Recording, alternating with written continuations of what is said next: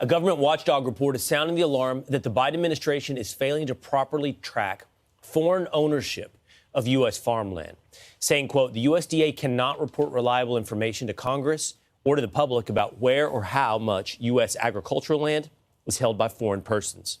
The most recent USDA report from 2021 shows Chinese entities own almost 400,000 acres across 28 states. Our next guest warns that this is the most urgent issue facing our nation and our food supply. Virginia farmer and National Black Farmers Association President John Boyd Jr. joins us now. John, it's so great to have you back on the show. I agree with you. This is of massive concern. I'm wondering, why can't our government track it? Is it that they are under shell companies? What's the problem here? Well, it starts from the top, and I think the president hasn't done a good job at making China, the threat of China, a priority. You know, how in the world can China come over here and own 400,000 acres of America's farm ground, and we can't go to China and purchase any land there? And what it does is putting farmers, American farmers, out of business. If USDA and this administration had put a farm moratorium in place, like I've been asking on your show, it would, help prevent some of these sales, these auctions that China's coming over here running up prices, land prices for America's farmland. They're stealing seed technology from America's farmers on soybeans and corn that I have to pay $60, $70 a bag for this technology.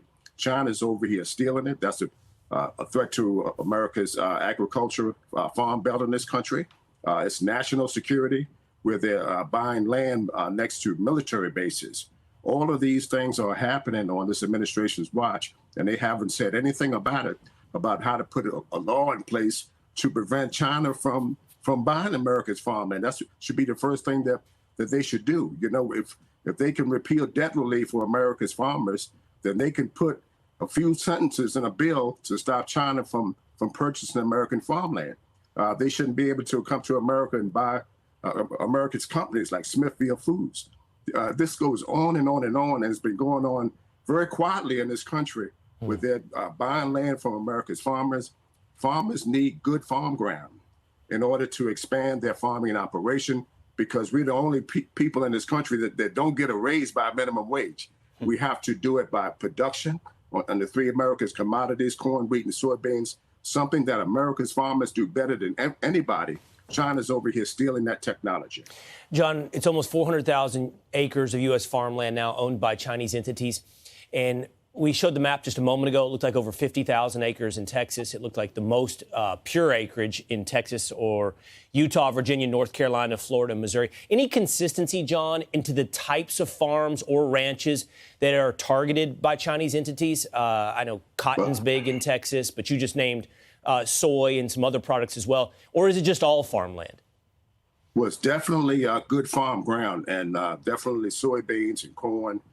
China is still the number one purchaser of soybeans from the United States.